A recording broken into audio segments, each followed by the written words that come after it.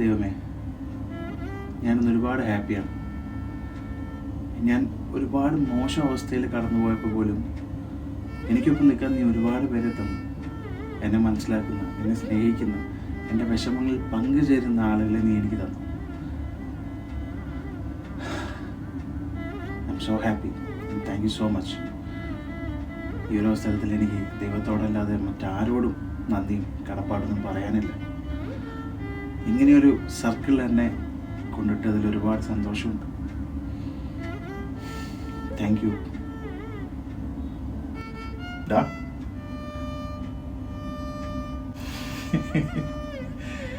നീ എന്ത് പൊട്ടത്തരക്കാരെ വിളിച്ചു പറയുന്നത്? നിങ്ങളാരാ? ഞാൻ പ്രാർത്ഥിച്ചു, നിങ്ങളെങ്ങനെ കേട്ടു? ഞാനായിരുന്നു? എന്നെ കണ്ടിട്ട് നിനക്ക് മനസ്സിലായിട്ടില്ലേ? ഞാൻ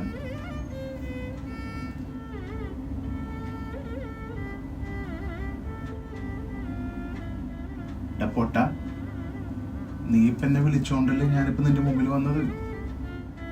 ദൈവോ, അതെന്താടാ നിനക്കൊരു സംശയമുള്ളത് പോലെ? അല്ല,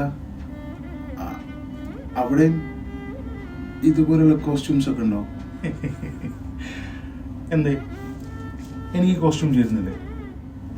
ചേരുന്നൊക്കെ ഉണ്ട്, പക്ഷെ എന്നാലും ഞാൻ ഇങ്ങനെയല്ല കണ്ടത്.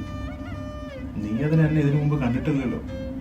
ഞാൻ വിഗ്രഹങ്ങളും ചിത്രങ്ങളും ഒക്കെ കണ്ടിട്ടുണ്ടായിരുന്നു. അതിലൊക്കെ വേറെ രൂപത്തിലായിരുന്നു.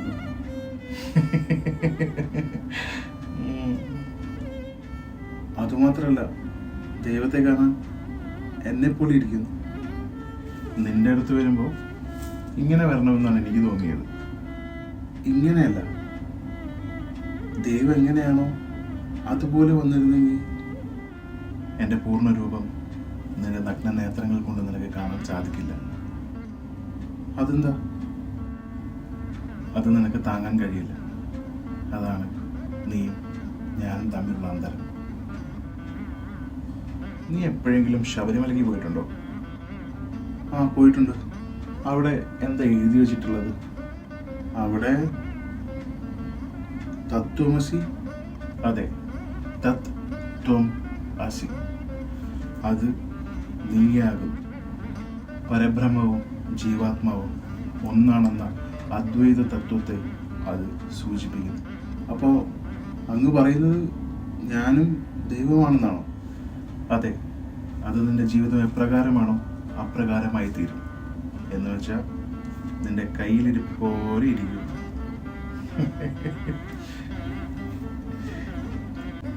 അതൊക്കെ അവിടെ നിൽക്കട്ടെ. ഞാനിപ്പോൾ ഇവിടെ വന്നത് നിന്റെ ഈ പ്രാർത്ഥന കേട്ടിട്ടാണ്. ഞാനത് മനസ്സിൽ തട്ടി തന്നെ പറഞ്ഞതാണ്. എന്താ ചിരിക്കുന്നത്? നീ എല്ലാവരെയും കണ്ണടച്ച് വിശ്വസിക്കുന്നു. അതുകൊണ്ട് തന്നെ നീ പലതും കാണുന്നില്ല, പലതും കേൾക്കുന്നുമില്ല. എനിക്ക് മനസ്സിലായിട്ടില്ല. മനസ്സിലാക്കി തരാം. നിനക്കുറപ്പുണ്ടോ നിന്റെ ചുറ്റുമുള്ളവർ നിന്റെ നന്മ മാത്രമാണ് ആഗ്രഹിക്കുന്നതെന്ന്? അതെ, ഞാൻ അങ്ങനെ തന്നെയാണ് വിശ്വസിക്കുന്നത്. അതുകൊണ്ട് ഞാൻ ആർക്കും ഇന്നുവരെ ഒരു ദ്രോഹം ഉണ്ടാക്കിയിട്ടില്ല. അതുകൊണ്ട് തന്നെ ആർക്കും എന്നെ വെറുക്കേണ്ട കാര്യമില്ലല്ലോ. നിനക്ക് തെറ്റി. പലരും നിന്നെ മുതലെടുക്കുകയാണ്. അതിനു പുറമെ മറ്റു ചിലർ വളരെ മോശമായിട്ടാണ് നിന്നെക്കുറിച്ച് സംസാരിക്കുന്നത്. ഒരിക്കലുമില്ല, അവരാരും അങ്ങനെ പറയില്ല. എന്നേക്കാൾ ഉറപ്പ് നിനക്കുണ്ടോ?